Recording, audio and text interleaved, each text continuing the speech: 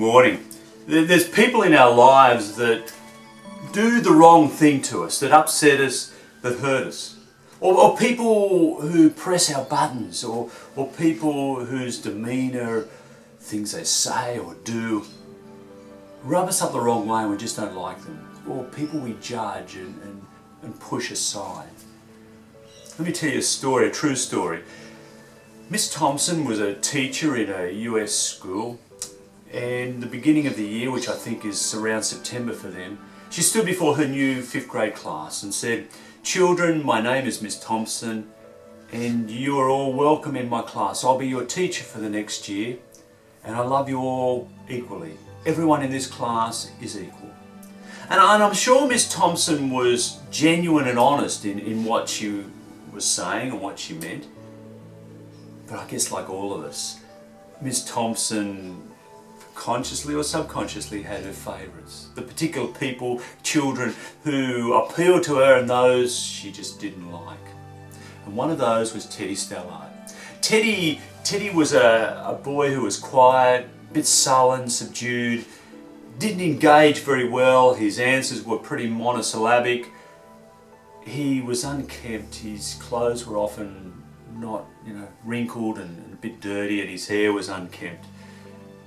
In every way, Teddy was someone that Miss Thompson really just didn't like.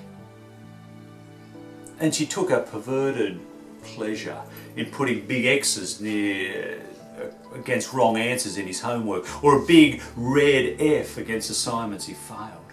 But Miss Thompson should have known better, because Miss Thompson had access to reports. In year 1 it said Teddy has much potential, he's a good student. In year 2, Teddy's home life is difficult. His mum has been diagnosed with terminal cancer, she's not expected to live. In year 3 it says Teddy's mum died this year, his father seems distanced and he doesn't seem to be coping. In year 4 it said Teddy is a troubled boy who needs help.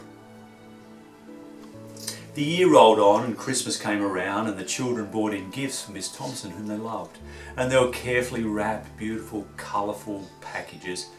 And one that was brown paper with lots of sticky tape and looked messy. And that was from Teddy Stallard. And Miss Thompson was even surprised that he'd bothered. Anyway, she was sitting at a desk opening these gifts before the children, oohing and ahhing and thanking them all for their gifts. And she came to the brown paper wrappage and she carefully took the sticky tape off and opened it. And there was a rhinestone bracelet with some of the stones missing, and a bottle of perfume that was only a third full. And as the children began to snicker and, "What's this?" Miss Stallard had the wisdom to quieten them. She put the bracelet on her wrist and said, "Look, isn't it lovely?" And took the perfume and slapped some on her wrist and smelt it and passed it around so the children could smell it. "Isn't this lovely, children?" And they took their cue from Miss Thompson and, yeah. At the end of the day, the children filed out and went home, but Teddy Stallard remained in his seat. And when everyone had gone, he got up and carefully, quietly walked to Miss Thompson's desk. And he said, "Miss Thompson, I'm glad you liked the gifts. I'm sorry the bracelet has some stones missing. That was my mother's. It looked really nice on you today. And thank you for wearing the perfume. You smelled just like her and reminded me of her all day. Thank you." And then walked out. Miss Thompson was silent. She collapsed back into a chair and then leaned forward and cried into her hands. She cried and she cried and she cried as it all hit her. The next day the children filed into class and sat before the teacher, a new teacher. It was still Miss Thompson, but whereas the old Miss Thompson was judgmental and looked at the surface appearances of the children and took a dislike to certain students, the new Miss Thompson had changed overnight. She cried and she prayed, and there'd been a transformation in her heart. And the new Miss Thompson determined to love the children in her class, as she'd said all those months ago. Love them all equally. But some more equally than others. Those who needed more love, Teddy Stallard for example, would receive more time and effort and energy, as much as she could give. And so she gave more time. She spent time in the afternoons giving extra tutoring and support, encouraging and affirming and helping them in all of the challenges of their schooling and life. And at the end of the year, Teddy Stallard had not only picked up from where he was, but he'd actually progressed and was getting closer to the top of the class, doing very well. As had others, they'd all improved. The next year flew by and Teddy and the others left school and went to high school. And about 4 years later, Miss Thompson got this letter. Dear Miss Thompson, I'm in high school, I'm doing really well, I'm near the top of the class. It's hard work, but I love it. Thank you. 4 years later, there was another letter, and it said, Dear Miss Thompson, I'm in college, I've finished top of the class, it's been great, I'm going to university. 4 years later, there was another letter that said, Dear Miss Thompson, as of last week, I'm Theodore J. Stallard, MD. Doesn't that sound impressive? And in other good news, I'm going to be married later this year. And I'd like you to come and sit where my mother would have sat, in the church. You're my only family now. My father died this last year. Will you please come? And Miss Thompson did. She sat where Teddy's mother would have sat. This woman who'd learned so much from Teddy and given so much of herself. And I thought of this story this week, having read Luke's story of Jesus, which is confronting and challenging. It starts off with Jesus talking, having spoken about all the little ones and measuring wealth and power and recognizing the little ones who are impoverished and pushed to the margins. 80 or 90% or more of the people impoverished through indebtedness of the wealthy and powerful, or through illness or mental illness or disability, or through bad choices in life and being labelled as sinners and outcasts and being pushed to the margins. And Jesus says, these little ones whom you despise or judge or exclude are my children, are the children of God. And they're to be loved, like Teddy Stallard. And if you cause these little ones to stumble, if you push them further aside, it might as well be, have a large millstone, a large rock around your neck and even fall into the sea, because you're doing damage and wounding the little ones that I love. And then he goes on and he talks about relationship through forgiveness. And he said, in your communities, in your world, learn to forgive. Forgive those who do you wrong. If someone sins against you, does the wrong thing, hurts you 7 times in a day and asks for forgiveness, forgive them. It's about building relationship and not judging other people. And this sense of 7 is completely, like, they can do the wrong thing all day and you can do the right thing. But forgive them. Love. It's not about moral rightness. It's not about moral superiority. It's about relationship. And forgiveness is the way. And just as you have received grace from God, give it to others.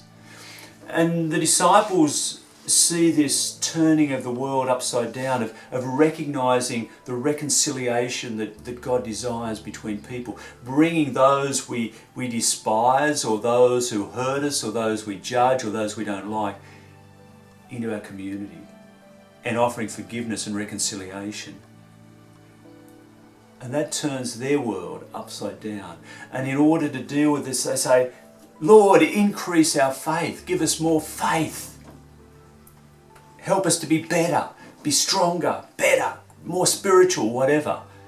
They don't get it. And Jesus says, look, you don't need more faith. If you had faith the size of the tiniest seed, you could tell the gum tree over there to uproot itself and jump into the creek or the ocean or the river or the stream or wherever. And that's not about vegetating the waterways. It's about saying that you don't need more faith. You don't need more of anything. You've got faith in you. You've got to be vulnerable. Let go. Let go of this striving for moral or spiritual or superiority or wealth or power or being better or being successful. That's the way the world around us pushes us. But it's not the way of God. And it's not the way that will bring life to you or the world. Let go. And then this way of vulnerability that Jesus invites us into is not one that seems rational or easy or natural. Because all around us we're invited to be better, to be bigger, to be stronger, to achieve, to be successful. And there's so many self-help programs and books that help us to be the best and to see the higher, to rise higher on the ladder, to compete and to be a better competitor. But as we compete, we push others down. For someone to win, someone has to lose. And in God's reign, it's not about winning and losing. It's about relationship and living together. It's the recognition that all of us will fail. That all of us have our vulnerabilities and our weaknesses. That no one of us has everything we need to reach perfection or to see ourselves as perfect or greater. Or we're all weak and vulnerable people at some point. Whether it's through grief and loss or shame, whether it's through failure, whether it's through someone else succeeding and pushing us down, whether it's through aging and illness and decline. There'll be the points in our lives when we recognise we can't do it, or that we make the wrong choices, or that we fail someone and we need forgiveness. And I think that's what Jesus is inviting us into. This way of life that is about relationship, about receiving grace from God, forgiveness and love and grace that we all need, and sharing that with others. Living as a gracious person who's vulnerable. Recognising that I am who I am, and I'm the only one of me that will ever be. To be the best me I can be. The most loving, the most gracious, the most forgiving, and to live in a world of reconciliation, not competition. This turns everything upside down. But as Miss Thompson discovered, that way of love lifts others up, lifts the little ones up and helps them become more fully and truly who they can be. Teddy Stallard became the beautiful human being who achieved the best he could in his life through her love and dedication. We're invited to be like Miss Thompson, to have that transformation of heart, to recognise there is no moral superiority, there is no moral compass or spiritual compass on our chest, the meter that reads us and says, oh look, you're better, God's not looking down saying, Jeff, that was fantastic, heaven points to you, or Jeff, oh, you failed there. God looks at us with love and invites us to look at others, one another, with love. Will you follow in this way of Jesus?